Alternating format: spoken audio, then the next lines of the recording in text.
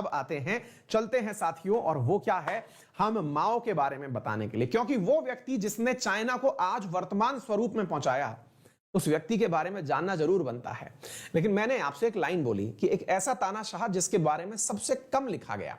सवाल बड़ा है, क्यों सर, इसके अंदर कोई खूबसूरती नहीं थी क्या? अरे हमने कहा बहुत ज्यादा खूबसूरती थी। क्या खूबसूरती थी, जरा आइए आपको मैं यहां पर बताता हूं। दिसंबर 26 1893 में यह व्यक्ति पैदा हुआ था और 1976 सितंबर 1976 में इस व्यक्ति की मौत हो गई थी। साथियों ये 1900 मतलब क्या बोलते हैं, ये 1976 में पैदा हुआ था और साथियों 1949 से 1973 तक ये चाइना के अंदर जिस प्रकार से वर्तमान में शी जिनपिंग हैं, इस प्रकार से लगभग 24 साल तक चाइना के प्रेसिडेंट रहे थे। ठीक है, तो माओ जेडोंग के बारे में ये फोटो है इनकी जबरदस्त बगल में, इनके बारे में क्या चीज जानी जाती है, अब मैं आपको वो चीज बताता हूं। साथियों असल में ये जो व्यक्ति था, इसने चाइना में समानता स्थापित करने के लिए जो जमींदार थे, अब देखिए भारत में भी हुआ ये सब, लेकिन भारत में क्या है ना जी, क्योंकि हमने बहुत कुछ इधर उधर से लिया, तो हमने बहुत कुछ लिया, लेकिन उसमें से किसी का कुछ अच्छा लिया, किसी का कुछ बुरा लिया। ये एक ही विचारधारा पे चल रहा था और वो थी साम्यवाद, सर्वहारा वर्ग का शासन, सबके पास सब कुछ हो। उस अधिकार के पालन में इस व्यक्ति ने जो चाइना के जमींदार थे, जो चांग काई शेक पीढ़ी के समय पर बहुत पैसे वाले बन गए थे, उनसे बदला लेने का तरीका ढूंढा और क्या कहा, सारे जमींदारों को मार दो। अब आप पूछेंगे कि सर ये तो बहुत ही भयानक स्टेटमेंट है, क्या वाकई में ऐसा हुआ होगा? जी हां, तभी तो ये लाल क्रांति बनी थी। आपको एक मूवी है और वो मूवी का नाम मैं आज सुबह से याद कर रहा हूं, याद नहीं आया। शाहिद कपूर के फादर हैं Rajat Kapoor, if I am not wrong, उनकी मूवी है और उसमें वो माओ आ जाएगा उसको लेकर के एक डायलॉग आता है। अब वो मैं भूल रहा हूं, अगर आपको याद हो तो जरूर बताएं, तब तक मैं आपको आगे की बात बताता हूं। माओ ने चाइना में क्या माहौल बनाया कि साहब जमींदारों को मार दो, जमींदार बोले तो जिनके पास बड़ी बड़ी प्रॉपर्टीज हैं उन्हें मार दो, फिर जनता के बीच में जमीन बांट दो।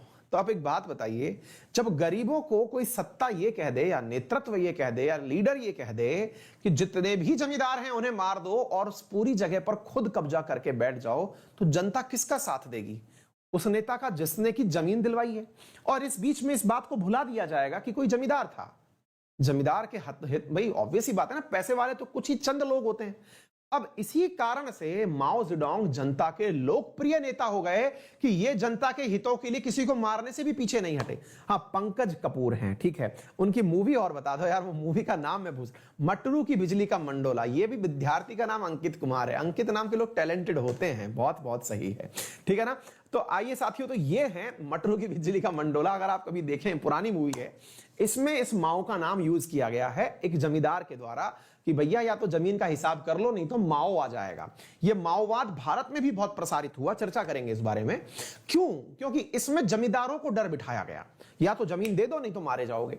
और साथियों इसी कारण से यहां पर ब्लड क्रांति हुई और कहा जाता है कि मिलियंस ऑफ पीपल जो हैं उनको ब्लड शेड कर दिया गया, मार दिया गया।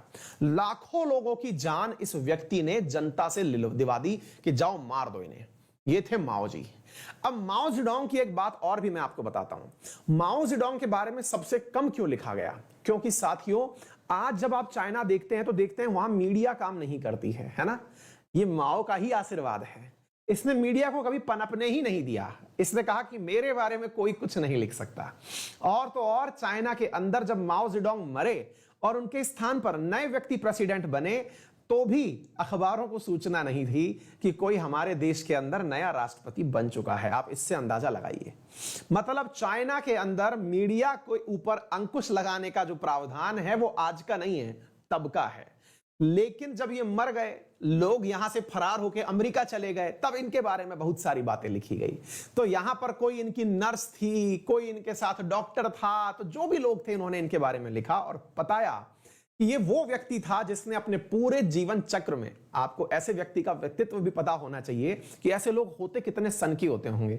इसने अपने पूरे जीवन वर्ष के अंदर कभी ब्रश नहीं किया, दांत साफ नहीं किए। आप पूछेंगे सर इससे क्या मोटिवेशन मिलता है? हमने कहा आप छोड़ो, आप भी यार है भाई, मतलब इसने ब्रश नहीं किया, आप भी दिमाग इसी प्रकार का लगा लो। तो फिर बोले मुंह का इलाज क्या करता था?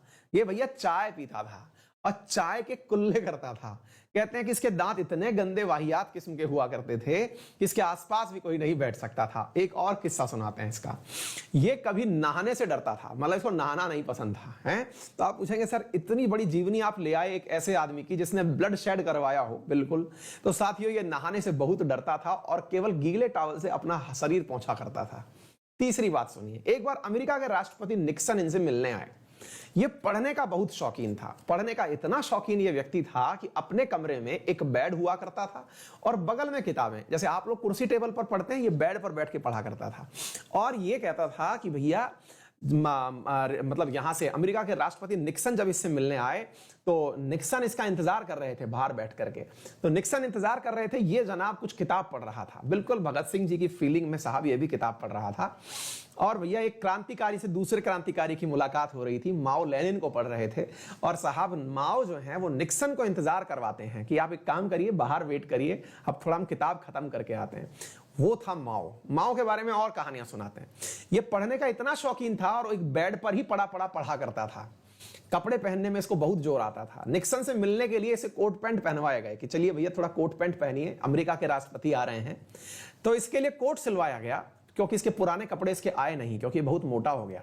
जब इसके पुराने कपड़े आए नहीं तो ये बाथरूम के ही कपड़ों में जाने लगा, जो बाथरूम में वो पहनते नहीं है, फिल्मों में देखते हो आप, लंबा सा एक चोगा सा होता है। इसे रोका गया, फिर एक नया कोट कहीं से जुगाड़ करके इसको पहनाया गया। वापस आता है, कोट खोल के फिर बैठ जाता है बेड पे। बेड के प्रति इसकी इतनी दीवानगी थी कि एक बार ये रशिया गया था।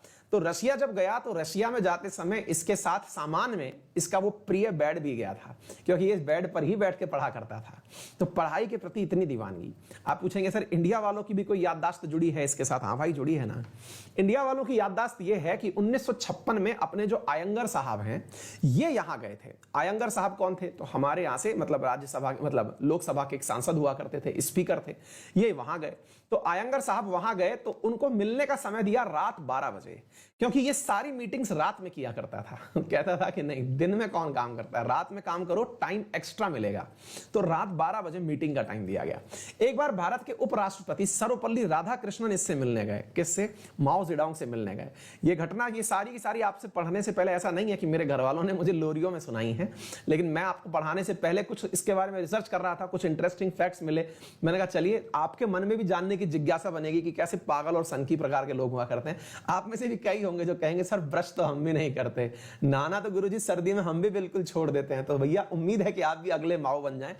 तो सर्वपल्ली राधाकृष्णन गए तो सर्वपल्ली राधाकृष्णन इससे मिले। गले मिलने के बाद में इसका गाल थपथपा दिए, शाबाश बेटा गुड। माओ जेडोंग चिढ़ गया एकदम, यार ये गजब बात है, उपराष्ट्रपति भारत के आए और हमारा गाल पे थप्पी दे रहे हैं, वाह बेटे वाह, शाबाश, मुंह में बदबू बहुत बढ़िया आ रही है। गाल थपथपा दिए, ये थोड़ा सा पिनक गया, नाराज सा हो गया।